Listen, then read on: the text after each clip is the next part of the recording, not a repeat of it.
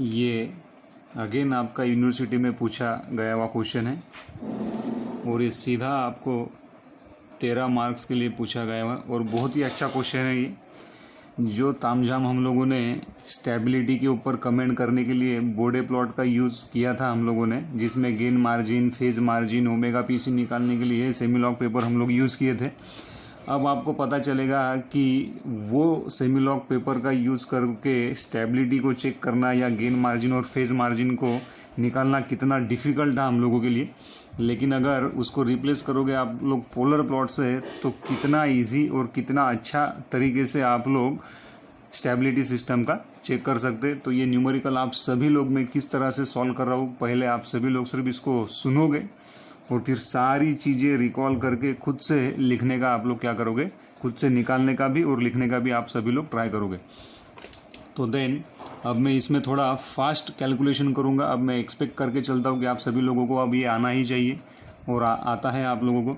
So step number 1 आप लोग full form हमेशा लिखते चलना। S is replace by J omega, hence G of J omega H of J omega will be equals to 1 by J omega plus 1, then J omega plus 2, then J omega plus 3।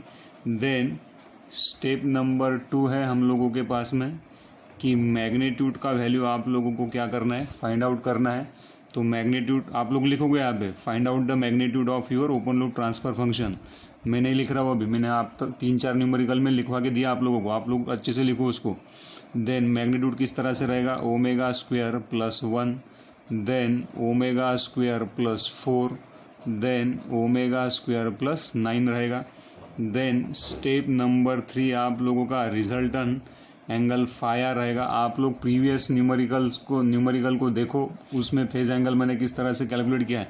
अब मैं सीधा यहाँ पे लिख रहा हूँ minus tan inverse of omega, minus tan inverse of omega by 2, minus tan inverse of omega by 3। अगर आप लोग घर पे प्रैक्टिस अच्छा करोगे तो ये स्टेप आप लोग सीधा अकेले एक ही स्टेप में आप लोग सारा चीज़ें लिख सकते हो। तो यहाँ पे बता सकते हैं हम लोग only negative ten is present. इसका मतलब क्या हुआ कि जो पोलर प्लॉट रहेगा उसका डायरेक्शन क्या रहेगा आप लोगों का, आपके पोलर प्लॉट का डायरेक्शन ये क्लॉकवाइज डायरेक्शन रहना चाहिए। देन इसके बाद वाला स्टेप नंबर 4 क्या है, step number 4 is nothing but your low frequency analysis. आप लोग फुल फॉर्म लिखोगे, उसमें ओमेगा इक्वल्स टू क्या अजम्पशन करके चलोगे, 0। तो ओमेगा इक्वल्स टू 0 अगर लिया तो मैग्नीट्यूड का वैल्यू सीधा मैं डायरेक्ट पुटअप कर रहा हूँ अभी। यहाँ पे ओमेगा का वैल्यू 0 पुटअप करो तो ये आएगा √1, then this will be equals to √4, this will be equals to √9। Omega का वैल्यू 0 पुटअप करने के बाद में तो ये आएगा 1/√36। इसका मतलब मैग्नीट्यूड आप लोगों का मिलेगा 1/6। तो मैग्नीट्यूड का वैल्यू कितना मिला आप लोगों को, when omega equals to 0 magnitude will become 1/6। Resultant phi angle, phase angle कितना मिलेगा, ओमेगा का वैल्यू ये रिजल्टन एंगल में आप लोग पुटअप करो तो टेन इनवर्स ऑफ 0 यहाँ पे भी टेन इनवर्स ऑफ 0, यहाँ पे भी tan inverse of 0। So this will become 0 degree. कहाँ से लाया ये आप लोग अच्छे से देखो, अभी वीडियो को पॉज करना है, आप लोगों को देखना है सिर्फ मैं क्या क्या बातें कर रहा हूँ, उसके बाद में खुद से लिखना है। Step number 5 then high frequency analysis हम लोगों को परफॉर्म करना है, वेयर ओमेगा इक्वल्स टू कितना लोगे आप लोग, इन्फिनिटी आप लोगों को लेना है। और ये वाले इन्फिनिटी के वैल्यू के लिए मैग्नीट्यूड कितना रहेगा, यहाँ पे देखो इन्फिनिटी का वैल्यू पुटअप करो ओमेगा की जगह पे, मैग्नीट्यूड जो निकाला हम लोगों ने तो 1/∞, 1/∞, 1/∞। So 1/∞ your magnitude will become 0 here.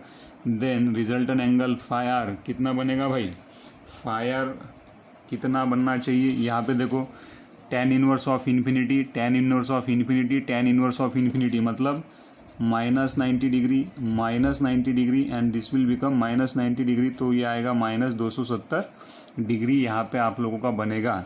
और स्टेप नंबर 6 क्या है फिर हम लोगों का, draw a polar plot.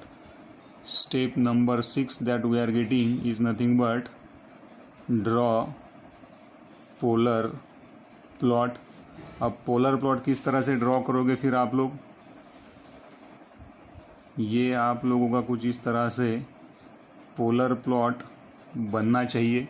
So this is your imaginary axis, this is your real axis. तो इसमें क्या करोगे फिर आप लोग, ये वाला पॉइंट लोगे आप लोग एग्जाम्पल। सो दिस पॉइंट है ना, इनिशियल एंगल कितना मिला है हम लोगों को, देखो ओमेगा इक्वल्स टू जब 0 था तो रिजल्टेंट एंगल कितना मिला 0, मतलब स्टार्टिंग कहाँ से होना चाहिए, यहाँ से 0 डिग्री से। This is your 0 degree, this is your -90 degree, ये वाला आपका -180 डिग्री है, और दिस इज़ योर -270 डिग्री।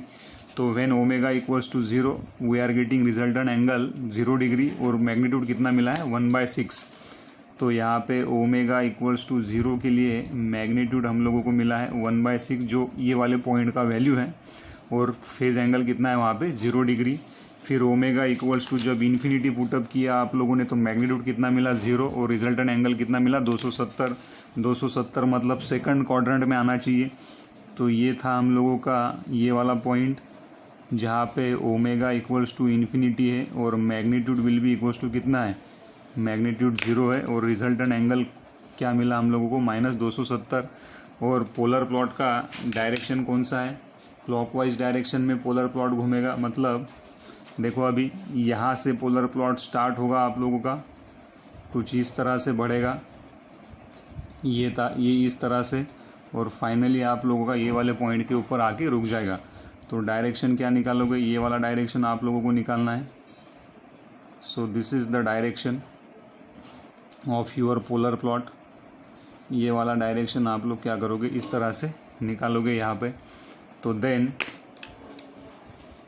ये कौन सा डायरेक्शन है आप लोगों का, क्लॉकवाइज डायरेक्शन है ना। देन दो जगह पे आपका पोलर प्लॉट क्या कर रहा है, इंटरसेक्ट कर रहा है। यहाँ पे -90 डिग्री को भी इंटरसेक्ट कर रहा है, और यहाँ पे -180 डिग्री को भी क्या कर रहा है, इंटरसेक्ट कर रहा है। लेकिन अभी हम लोगों को क्या पूछा है उसने, your goal is to find out the value of omega PC।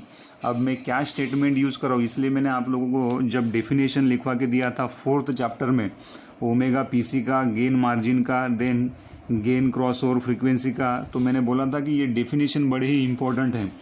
तो अभी गेन मार्जिन मतलब क्या है, देखो gain margin is nothing but your reciprocal of your magnitude. Magnitude मतलब G of J omega, H of J omega at frequency omega equals to omega PC, phase cross over frequency. और phase cross over frequency मतलब क्या, कि जहाँ पे phase angle plot, जहाँ पे आपका let us assume this is your angle of fire, और ये अगर आपका -180 डिग्री का लाइन है, तो जहाँ पे फेज एंगल प्लॉट आपका -180 डिग्री लाइन को टच करता है, वो वाला फ्रीक्वेंसी मतलब आपका कौन सा रहता है, ओमेगा PC रहता है। तो अब ये आपका क्या है, फेज एंगल प्लॉट है, ये हम लोगों ने ड्रॉ किए हुआ, this is your phase angle plot. मेरे वर्ड्स को आप लोग कैप्चर करने की कोशिश करो, words are very important whenever we are dealing with gain margin, phase margin, omega PC and omega GC। तो जहाँ पे आपका phase angle plot 180 degree line को, -180 डिग्री लाइन को टच करता है, वो वाली जो फ्रीक्वेंसी रहती, यहाँ पे जहाँ पे टच करेगा वो वाली फ्रीक्वेंसी को आप लोग क्या कहते, ओमेगा PC कहोगे, मतलब फेज क्रॉस ओवर फ्रीक्वेंसी। जहाँ पे आपका फेज एंगल प्लॉट, मतलब ये जहाँ पे आपका पोलर प्लॉट -180 डिग्री लाइन को कट करेगा, वो वाली जो फ्रीक्वेंसी मिलेगी उसको आप लोग क्या कहोगे भाई, फेज क्रॉस ओवर फ्रीक्वेंसी। जो मतलब ये मैग्नीट्यूड प्लॉट में कुछ इस तरह से दिखाई देगा। देन नेक्स्ट वाला स्टेप क्या करना पड़ेगा फिर, step number 7, intersection point with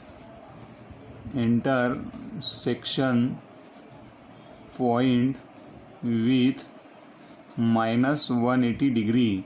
तो इंटरसेक्शन पॉइंट विथ -180 डिग्री किस तरह से निकालोगे, -180 लिखना पड़ेगा हम लोगों को यहाँ पे।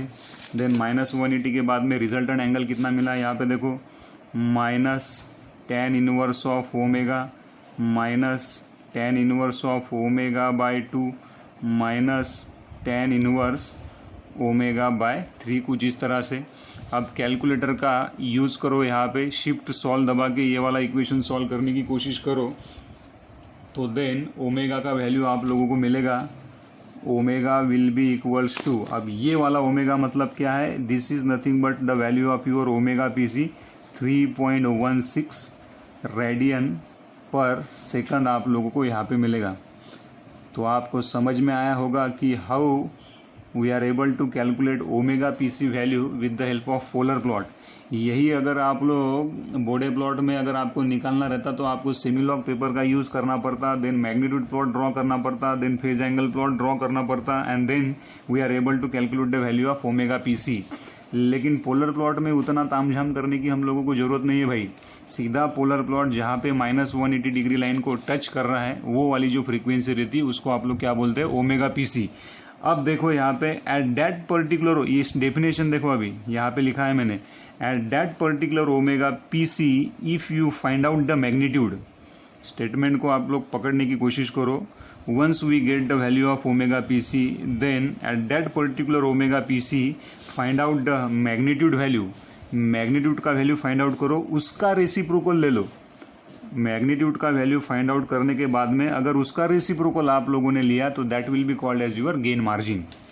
तो गेन मार्जिन निकालने के लिए क्या करेंगे फिर हम लोग, अभी ओमेगा पीसी के ऊपर मैग्नीट्यूड निकालना है, मैग्नीट्यूड का वैल्यू निकालेंगे। तो magnitude at omega equals to 3.16 will be equals to, ये देखो यहाँ पे 1 डिवाइडेड बाय मैग्नीट्यूड कितना है हम लोगों के पास में, omega square plus 1, then omega square plus 4, then omega square plus 9। So the value of that कितना आना चाहिए, 1/√3.16 का स्क्वायर प्लस 1, यहाँ पे 3.16 का स्क्वायर प्लस 4, और यहाँ पे 3.16 का square plus 9। So the value of that magnitude मैंने कैलकुलेट किया है। ये कैलकुलेट करने के बाद में आपका ये जो मैग्नीट्यूड का वैल्यू आना चाहिए, if I am correct then the value of that magnitude will be equals to 0.01। 0.01 इतना आप लोगों को मिलेगा। इसका पोलर प्लॉट में क्या किस तरह से दिखाओगे, now this value of omega PC is nothing but how much, 3.16 radian पर सेकंड मिला। ये वाले फ्रीक्वेंसी के ऊपर आपको मैग्नीट्यूड कितना मिला, मैग्नीट्यूड मतलब अगर मैं पोलर प्लॉट में दिखाना चाहूँ, so this is nothing but your magnitude, मतलब ये वाला इतना, this is nothing but your magnitude. ये कितना मिला, ये डिस्टेंस जितना है वो आपका मैग्नीट्यूड है भाई, और ये कितना मिला है आप लोगों को, 0.01। ये मैग्नीट्यूड आपको कहाँ पे मिला, at that particular frequency. That frequency is nothing but your intersection point with -180 डिग्री is called as your phase cross over frequency. Then वो वाली फ्रीक्वेंसी को लेके आपने मैग्नीट्यूड को फाइंड आउट किया, तो ये मैग्नीट्यूड कितना बना, 0.01।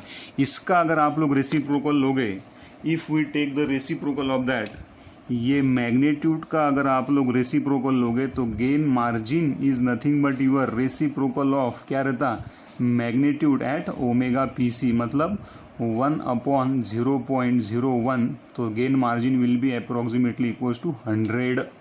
तो इतना आपका क्या आना चाहिए, गेन मार्जिन आना चाहिए। I hope your idea will be clear कि how to calculate gain margin and phase margin. तो यहाँ से आप लोग सीधा बता सकते हैं कि gain margin will be equals to reciprocal of your magnitude g of J omega h of J omega at omega equals to omega P C. वो कितना आया हुआ है, 1/0.01।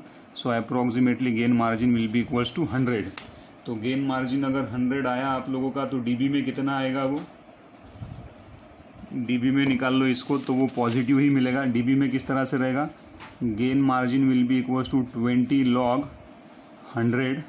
इसको कैलकुलेट करो, ये पॉजिटिव वैल्यू ही आप लोगों को मिलेगा। अगर पॉजिटिव वैल्यू आप लोगों को मिला मतलब क्या रहेगा आप लोगों का, gain margin is positive, so the system is stable system. तो system is your stable system.